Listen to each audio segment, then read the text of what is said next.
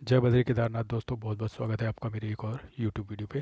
तो दोस्तों आज है 23 दिसंबर और आप देख सकते हैं कि लगभग 3:30 बजे का समय हो चुका है और मार्केट आज 165 पॉइंट्स निफ्टी जो है ऊपर बंद हुआ है। और उसके बाद बैंक निफ्टी आप देखेंगे 558 पॉइंट ऊपर बंद हुआ है और लगभग सेंसेक्स जो है लगभग 500 पॉइंट ऊपर बंद हुआ है। तो दोस्तों जहाँ तक मार्केट का सवाल है, आज तो कोई म्यूचुअल फंड पोर्टफोलियो में चेंज हुआ भी नहीं होगा क्योंकि आज मंडे ही है और मंडे की दोपहरी है। तो जो मंडे का आज जो गेन हुआ होगा वो कल आपको देखने को मिलेगा, और अगर हुआ होगा तो क्योंकि आज मिड कैप और स्मॉल कैप तो फ्लैटिश ही रहे हैं या डाउन रहे हैं, तो आई थिंक अगर लार्ज कैप पोर्टफोलियो को उठा पाए तो कुछ गेन होगा, अदरवाइज़ फ्लैट रहने वाला है मेरा पोर्टफोलियो भी।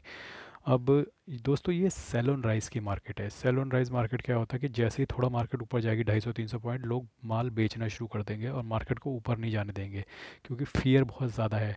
तो मार्केट में दो फैक्टर प्ले करते हैं दोस्तों, एक ग्रीड होता है, एक फियर होता है। इस वक्त फियर हावी है। फियर इन द सेंस कि जैसे ही मार्केट में थोड़ा सा ऊपर की तरफ जाएगा, लोग अपना माल बेच के कैश इन हैंड अपने पास रखना चाहेंगे क्योंकि फियर है। फियर क्या है? फियर ये है कि मार्केट और नीचे जाएगा 23,000 22,500, और फियर में लोग क्या करते हैं, थोड़ा बहुत जो भी प्रॉफिट हो रहा होता है वो बेच के माल अपने हाथ में ले लेते हैं और जब नीचे मार्केट जाती है वहाँ पर बाइंग करते हैं। तो दोस्तों ये जो आप पोर्टफोलियो देख रहे हो ग्रो का, ये मेरा अकाउंट है। तो जनरली जिस अकाउंट में मैं आपको म्यूचुअल फंड वगैरह दिखाता हूँ जिसमें मेरा ज़्यादा पैसा लगा हुआ है, वो मेरी वाइफ का अकाउंट है। तो आज मैंने स्पेशली अपने अकाउंट में लॉगिन करके आपको ये दिखाने की कोशिश कर रहा हूँ कि मेरे पास भी बहुत दिनों से कुछ होल्डिंग पड़ी हुई थी शेयर्स की, जो मैंने आज निकाल दी है क्योंकि फियर का माहौल है और मैं भी कोशिश कर रहा हूँ कि अब अपनी होल्डिंग जो है शेयर्स से निकाल कर म्यूचुअल फंड में पार्क करने की कोशिश कर रहा हूँ। तो मेरी स्ट्रेटजी ये है कि मार्केट हो रही है बहुत ज़्यादा वॉलाटाइल, तो जिन जिन शेयर्स में प्रॉफिट है उन्हें बेचकर कैश हाथ में ले लेते हैं और फिर जैसे मार्केट गिरती है या फिर एसआईपी के थ्रू उसको थोड़ा थोड़ा म्यूचुअल फंड में डिप्लॉय कर लेते हैं। तो आप देख सकते हैं कि मैंने 75 शेयर जो हैं डीएलएफ के आज निकाल दिए 840 के भाव पे, और जीएसडब्ल्यू स्टील के 20 शेयर 941 के भाव पे।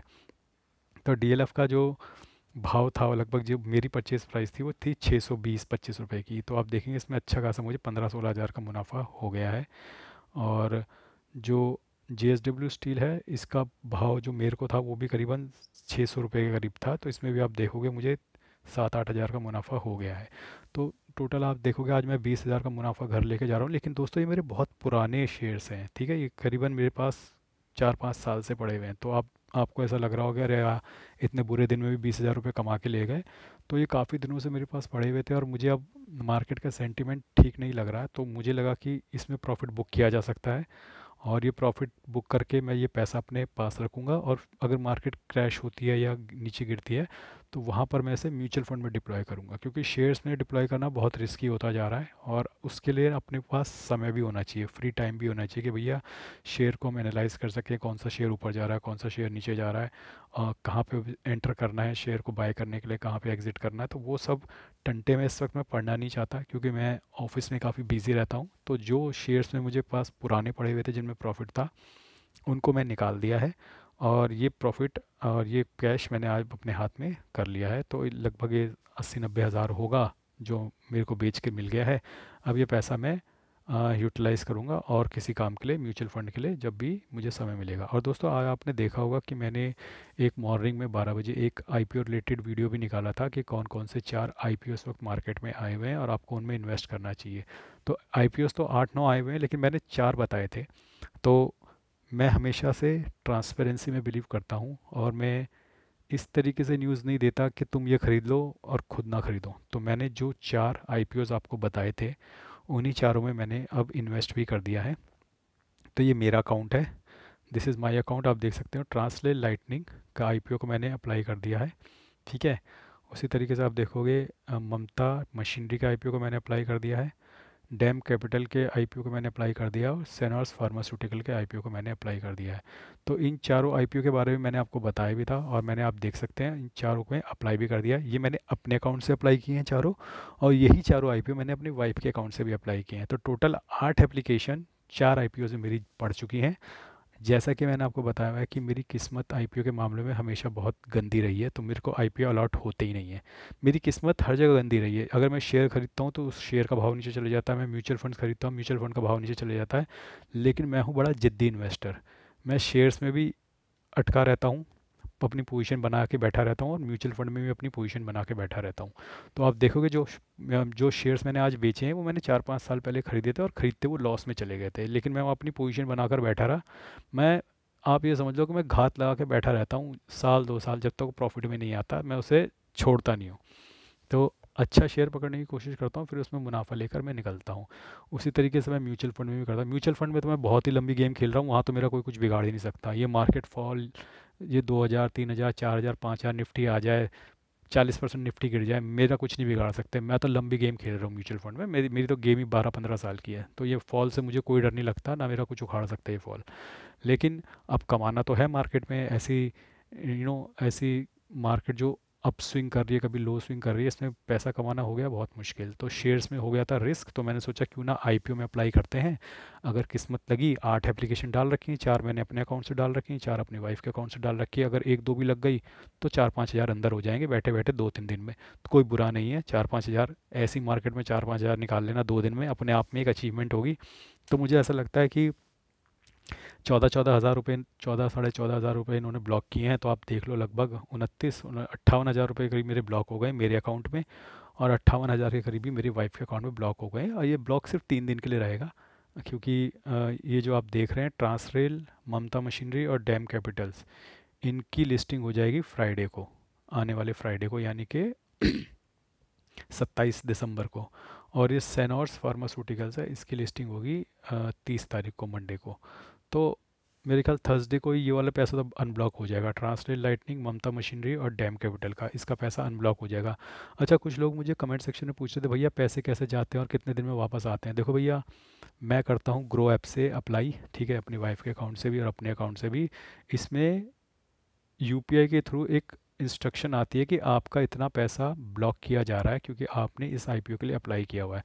तो पैसा कहीं जाता नहीं है, पैसा आपके बैंक अकाउंट में ही रहता है, बस वो ब्लॉक्ड रहता है, आप उसे यूज़ नहीं कर सकते, आप कुछ स्पेंड नहीं कर सकते। और जैसे ही इन्फॉर्मेशन आती है कि आपको आईपीओ अलॉट हुआ है या नहीं हुआ है, अगर तो नहीं हुआ, वो पैसा आपके अकाउंट में ही अनब्लॉक हो जाता है, फिर आप उसे यूज़ कर सकते हो। अगर आपको अलॉटमेंट मिल गई है तो वो पैसा आपके अकाउंट से कट जाता है और आपको शेयर मिल जाते हैं। फिर उसकी लिस्टिंग का गेन प्रॉफिट या लॉस जो भी हो वो आपकी किस्मत है। तो ये खेल चलता है भैया आईपीओ में। तो आई थिंक लोगों के दिमाग में काफ़ी कन्फ्यूजन है इसको लेके कि भैया पैसे जाते हैं, पुराने ज़माने में जाते थे। एक ज़माने में मैंने भी रिलायंस रिलायंस पावर का जब आईपीओ लिया था तो पैसे जाते थे, चेक के थ्रू हमारा पैसे जाते थे, पैसे कटते थे, फिर 2 महीने बाद वो पैसे वापस आते थे जिनको नहीं मिलते थे शेयर्स। तो अब वो सब सेबी ने बंद करवा दिया, क्योंकि उसमें क्या होता था, लोगों का करोड़ों करोड़ों अरबों करोड़ों रुपया लेके कंपनी बैठ रहती थी और 1-2 महीने का ब्याज खा जाती थी। अब अरबों रुपयों पे तो ब्याज ही करोड़ों रुपये बन जाता है 2 महीने का। तो उस इंटरेस्ट लॉस को सेबी ने आइडेंटिफाई किया और सेबी ने बोला कि अब से आईपीओ में जो भी लोग बिडिंग करेंगे उनका पैसा उनके अकाउंट में ही ब्लॉक करवा दिया जाएगा, ठीक है। और वो 2 या 3-4 दिन में अगर वो उनको शेयर्स अलॉट नहीं होते हैं तो वो पैसा अनब्लॉक हो जाएगा। तो वो पैसा कहीं नहीं जाता, पैसा आपके अकाउंट में ही रहता है, बस उसे ब्लॉक कर देता है, क्योंकि आप इंस्ट्रक्शन देते हो यूपीआई के थ्रू, आपके पास आएगी।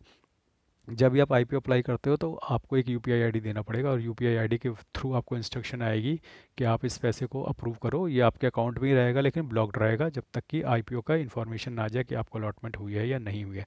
अगर आपको अलॉटमेंट हुई है तो आपको शेयर मिल जाएंगे, अगर आपको अलॉटमेंट नहीं हुई है तो आपका जो पैसा ब्लॉक था वो अनब्लॉक हो जाएगा और फिर आप उस पैसे को इस्तेमाल कर सकते हो। तो ये तो बात हो गई पैसा कहाँ जाता है कहाँ नहीं जाता।